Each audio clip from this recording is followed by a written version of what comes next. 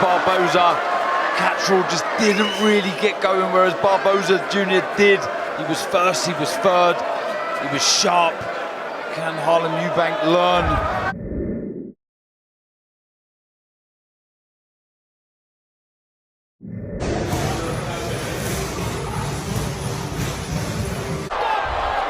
Yeah, he's frustrated. Yeah. Listen, we've been talking about how strong Terrence Bud Crawford is. You see him tackling a heavyweight, Big Baby Miller.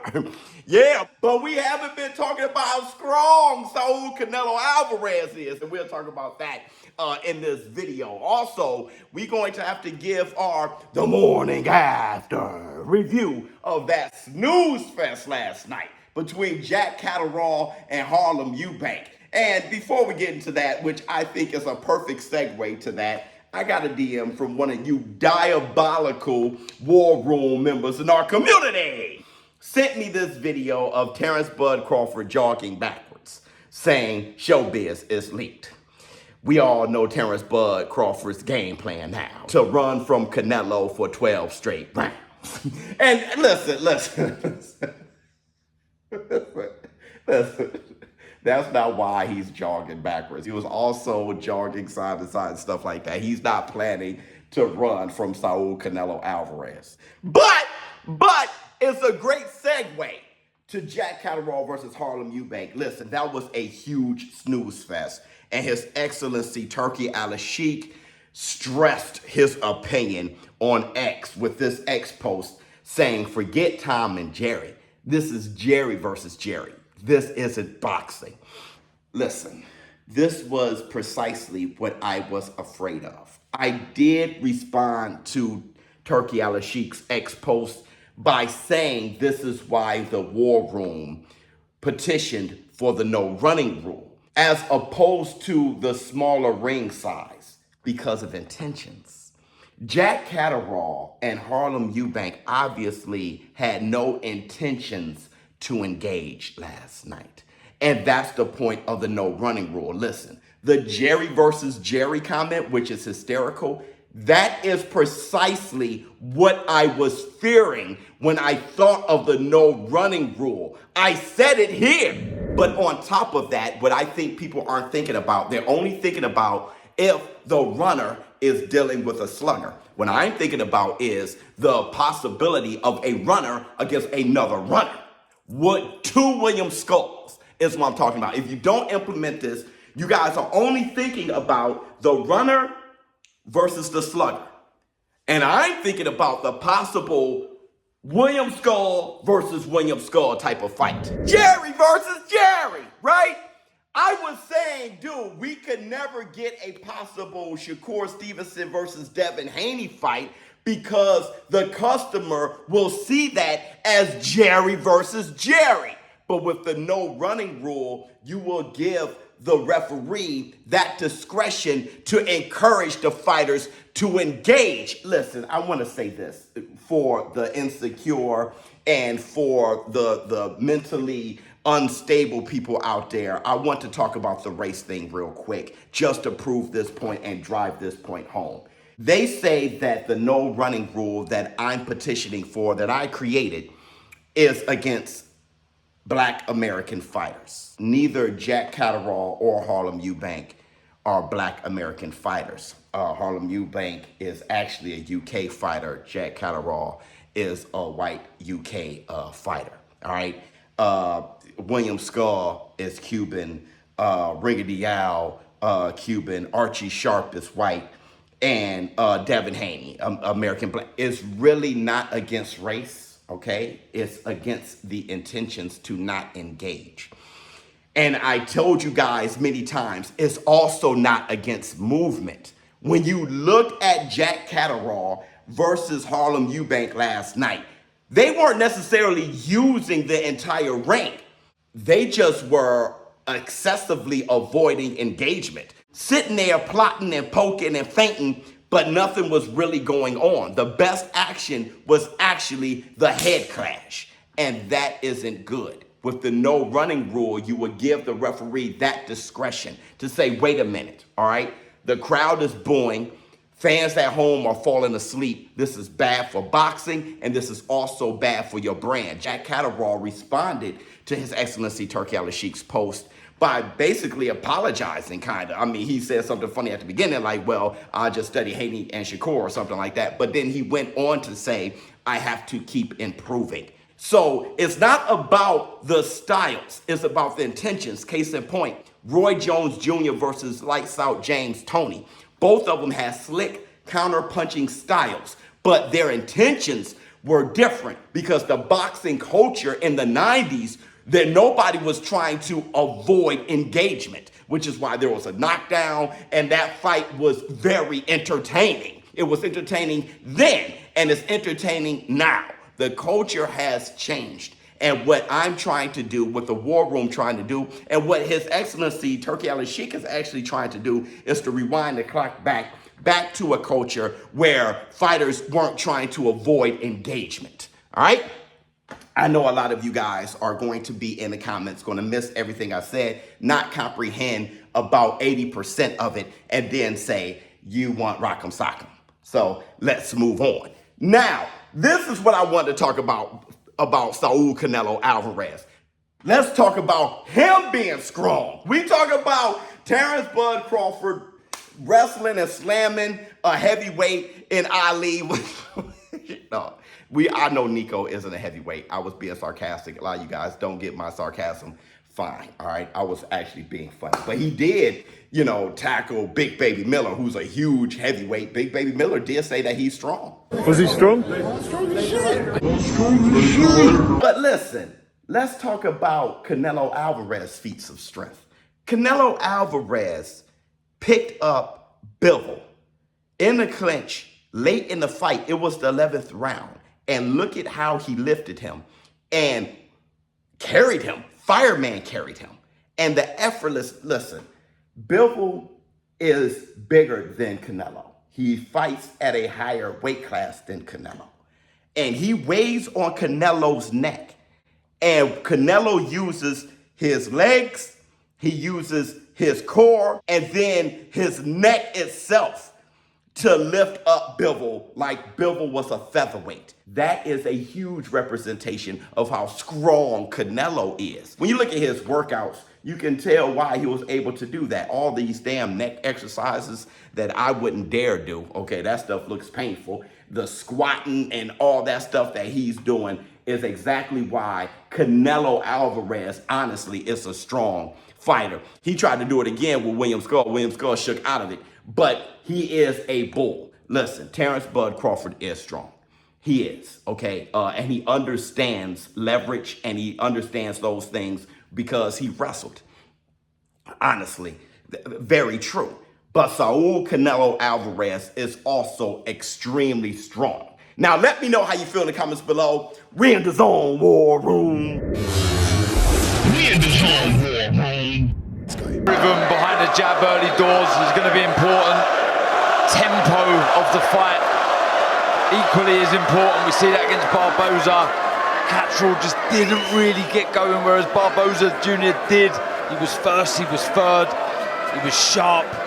Can Harlem Eubank learn from that contest? It needs that little bit more for you, and sometimes that, good shot landed from Catterall there, but sometimes that can make you hyper-focused, fixate on maybe the wrong thing sometimes. Sharp left hand from Catteral. He looks smoother, doesn't he? More relaxed, more rhythm. First 2 rounds for the local boy. I think a couple of signs there that Jack was just there, using his lead hand to close that and get the distance. Better range there from Jack. Jab to the body, then the left hand from Catteral. Just leaning back on the shot, the body stays where it is, then you can bring that front foot in and then look for the left hand. It's looking classy here, Jack Catteral. That left hand is working. Eubank just out of range. And you can hear the crowd here getting behind the man from Chorley. Eubank has got to try and break this pattern, break the rhythm. And it just looks like Harlem's working a little bit harder, I'd say. It just looks like he's expending a little bit more energy, a bit more bouncy, a bit more shoulder movements, where Jack's really just cruising right now, I feel like. Eubank's finding it a lot harder to find the openings, isn't he? Having to really, really think about what he's going to do. That was a good right hand. Yeah, good right hand. Applauding in the corner. Charlie beat Kieran Malloy in there. It's a lot of work Eubank's doing on the back foot, utilising every bit of the ring, just trying to stay out of the way of that jab of Catterall and come back in with raids. I just think he needs to do a better job at hiding them bursts, because he does look quite dangerous when he's letting his hands go Harlem, and he is catching up to the target, but it's just all a bit 100 miles an hour right now. It's a tough puzzle to solve, isn't it? Oh, very, very tricky. The discipline of Catterall, you know, we commend all the time. Very, very good. There was a moment ago that he threw a lazy left to the body. It was a straight shot. Any kind of lazy shots that come out, there's not many from Catterall, they need to be countered. He can't waste those opportunities. Just clashing heads there, and again, nasty cut, Catterall. And Eubank as well. Left eye of Eubank came first, I think, and then Catterall has been cut as well, and he's really angry about that, and that could be a real problem. But can't go back to his corner. I don't know what's going on there. Both of them are. Bob Williams trying to wrestle control, but the fighters seem just to ignore it. But neither of them cuts are in the best position. They're both right just above the eye. Hopefully the sweat just takes it out from the side of the face. It was one then the other, wasn't it? I think Harlem first when they come together, and as soon as they come together for the next exchange, that's where Jack got cut. That's what it looked like to me, but Jack's looks a lot worse. It looks bad. It's a terrible cut. The Catterall's one. Eubank's bounced to the floor. That's awful. That is awful. It's absolutely wide open. It's a horrendous cut for Jack Catterall. This might go to the cards. This won't go further much longer, I do not think. No, referee needs to be having a look at this. He needs to, this is unbelievable. I can see from here. The doctor needs to look at that. Dave Allen's calling for the doctor to come in. I'm not sure this can carry on. It's a savage cut for Jack Catterall. Can Kerry Case do anything about it? He's a brilliant cutsman. One of the best cornermen in the business, Kerry. I think the doctor's looking at Harlem's cut in the other corner. Bob Williams talking to the officials. What happens next here? It's over. That's it. Called was Eubank's one. To me, it looked like the doctor from Harlem's corner was the one that said something to the ref. From Jack's corner, it said, "You have a bad cut." And Jack went, "I'm all right, let's go," and it turned. And the doctor in the corner of Harlem Eubank was still speaking to the referee when the other corner doctor had sat down. Chaos here. Harlem Eubank celebrating. Jack Catterall just bewildered by this. Bob Williams stops the fight. And the sort of intriguing chess match comes to a bizarre finish. The scorecard, you would suspect that Catterall will get the win. For both cuts, clash of heads, Catterall's worse, but it seems that Eubank's doctor, or that corner, curtailed the fight. It's, well, we've seen it all in boxing, Sonny. It's a strange finish. It's a bit unsatisfactory for both fighters. Catterall get the win? I think so, if it goes to the scorecards the way we expect it to. Obviously, we didn't hear no official confirmation of how the fight has been called to a stop. Ladies and gentlemen, referee Bob Williams calls a halt to this contest at 1 second of round number 7 due to an unintentional head clash. Therefore, we go to the judges' score totals for a technical decision. Marcus McDonald, 69-65. Steve Gray and John Latham both scored this bout 69-66. All three for your winner by unanimous decision. And the new WBA International and IBF Intercontinental Welterweight Champion, El Gato, Jack Catterall. Jack Catterall wins unanimously. Boxing is mad. A bit confusing from ringside at the end. Just give us your version of events of what happened. You know what, more than anything, back in the win column tonight, respect to Harlem. Listen, the fight was going how I expected it to go. I was breaking him down, been working on a lot of things in camp that I wanted to show tonight, so it's frustrating not being able to get the rounds out and go through them gears like I anticipated. It's an head clash, I can't see it, but not the way I wanted to win, but happy to be back in the win column and move on to the next chapter. In terms of that cut, did you feel straight away that it was a bad one? I'm not saying it was intentional, but as soon as Harlem were cut, I felt like he ran straight in with the head. I felt it go, come back to the corner, I got asked if I wanted to carry on. Of course I did. The referee made the decision and it's out of my control. In terms of your own performance, like you say, you felt the fight was going how you thought it was going to in the build-up. What did you make of the challenge of Harlem Eubank through 6 rounds? Yeah, it's what I anticipated. Slippery, tricky, a lot of head movement, jerky. Felt like I was catching with the cleaner punches, the 1-2, the jabs, touching me, distance felt better, and I was ready to build on that, but didn't get the opportunity to show it, Jeremy. Everyone kept saying, Jack, that this was must-win.